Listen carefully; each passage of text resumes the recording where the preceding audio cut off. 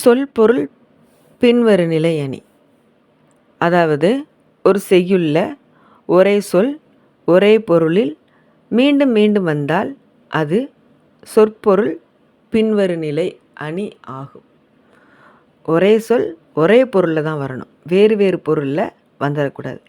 அதே மாதிரி வேறு வேறு சொல் ஒரே பொருளில் வந்துடக்கூடாது.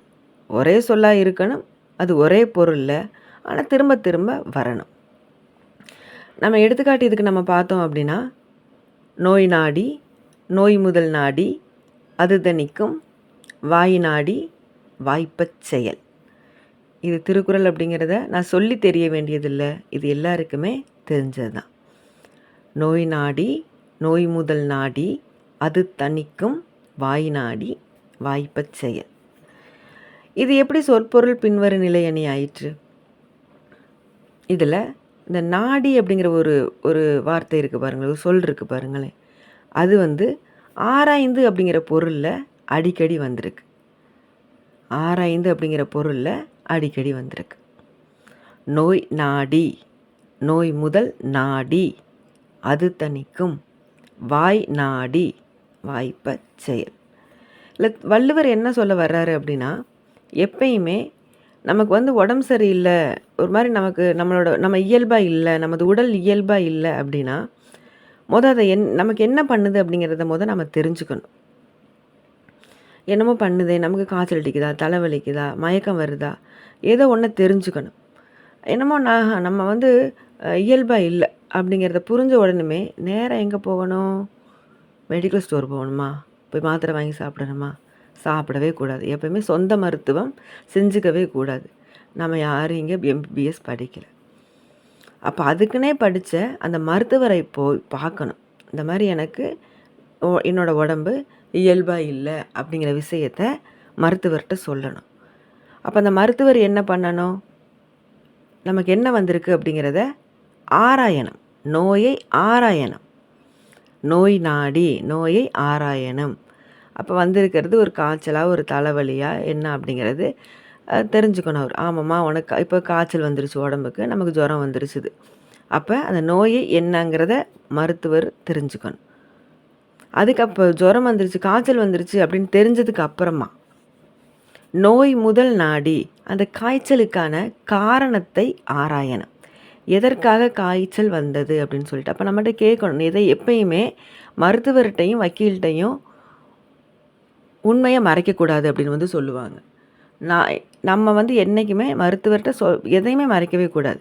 அப்போ மருத்துவர் கேட்கக்கூடிய கேள்விகளுக்கு நம்ம உண்மையை சொல்லிடணும். இப்போ நம்ம கடைக்கு போகிறோம், ஒரு ஐஸ்கிரீம் சாப்பிட்றோம், அதனால் காய்ச்சல் வந்திருக்குமா? அப்போ சொல்லணும், அந்த ஐஸ்கிரீம் சாப்பிட்ட மாதிரி இருந்தது, எதாவது சாப்பிட்டீங்களான்னு டாக்டர் கேட்டால் நம்ம கரெக்டாக சொல்லிடணும். இல்லை மழையில் நனைஞ்சோமா ஒரு நாளைக்கு முன்னாடி, இல்லை அன்னைக்கு மழையில் நனைஞ்சோமா, அதனால் காய்ச்சல் வந்திருக்குமா? அப்போ சொல்லிடணும், நான் மழையில் நனைஞ்சேன், அதனால் கூட இருக்கலாம், இல்லை அதனால் இருக்குமோ, அந்த மாதிரி ஏதோ ஒன்று. இல்லை நம்ம சாப்பிட்ட உணவுப் பொருள் கூட சில நேரம் நமக்கு சேராமல் போகும். அப்போ அதனால தானோ? அப்போ நமக்கு அந்த வந்த காய்ச்சலுக்கான காரணத்தை அந்த சாப்பிட்ட உணவுனாலையா, இல்லை மழையினாலையா, இல்லை சுகாதார கேடுனாலையா, எதனால் அந்த காய்ச்சல் வந்தது அப்படிங்கிறதை ஆராயணும். நோய் முதல் நாடி, நோய்க்கான காரணத்தை ஆராய வேண்டும். என்ன பார்த்தோம்? நோயை ஆராய வேண்டும். நோய் நாடி, நோயை ஆராய வேண்டும். அதுக்கப்புறமா நோய் முதல் நாடி, நோய்க்கான காரணத்தை ஆராய வேண்டும். அதுக்கப்புறமா என்ன பண்ணணும்? அது தணிக்கும், வாய் நாடி, வாய்ப்பச் செயல். அந்த நோயை தணிக்கக்கூடிய அந்த வழிவகைகளை ஆராய வேணும். அந்த காய்ச்சலை குணப்படுத்துவதற்கான வழி என்ன அப்படிங்கிறதை ஆராய்ந்து அதற்கு ஏற்றபடி மருத்துவம் செய்ய வேண்டும். அதை விட்டு போட்டு இஷ்டத்துக்கு மருந்தெல்லாம் தந்துட்டுருக்கக்கூடாது. இந்த இது பண்ணுங்க, காய்ச்சல் சரியாயிரும், இதை பண்ணிடும். இது என்ன மருந்து கொடுத்தா அந்த காய்ச்சல் சரியாகும், நமக்கு நோய் சரியாகும், சரியாகும் அப்படின்னு தணிக்கும், அது தனிய செய்யும், அது தணிந்து போகும் அப்படிங்கிறத தெரிஞ்சுக்கிட்டு அதற்கு ஏற்ற மாதிரி மருந்துகளை மருத்துவர் கொடுக்க வேணும். மருந்தை வாங்கி நாம் என்ன பண்ணோம்? நேராக வீட்டில் கொண்டு வந்து வச்சிடணுமா பத்திரமா? ஐயோ எனக்கு மாத்திரைனா கசக்கும், நான் சாப்பிட மாட்டேன் அப்படின்னு சொல்லிட்டு அதை நம்ம சாப்பிடணும். அப்போ தான் அந்த நோய் தணியும். அப்போ மருத்துவர் சொல்லுகிற அந்த அறிவுரைகளை சரியானபடி கேட்டு ஒவ்வொருத்தங்களுமே நடக்கணும். அந்த மருந்து எப்படிப்பட்ட மருந்தாக இருக்கணும்? அந்த நோயை தணிக்கக்கூடியதாக இருக்கணும். அதை ஆராய்ந்து தான் தரணும். ஏனோ தானோன்னு மருந்து கொடுத்துடக்கூடாது. அப்போ அது தணியக்கூடிய அந்த மருந்துகளை நாம் சாப்பிட்டால் நோய் தணியும். அப்போ இந்த இடத்துல நாடி அப்படிங்கிற சொல் ஆராய்ந்து அப்படிங்கிற பொருளில் அடிக்கடி வந்ததுனால இது சொற்பொருள் பின்வரு நிலை அணி ஆயிற்று.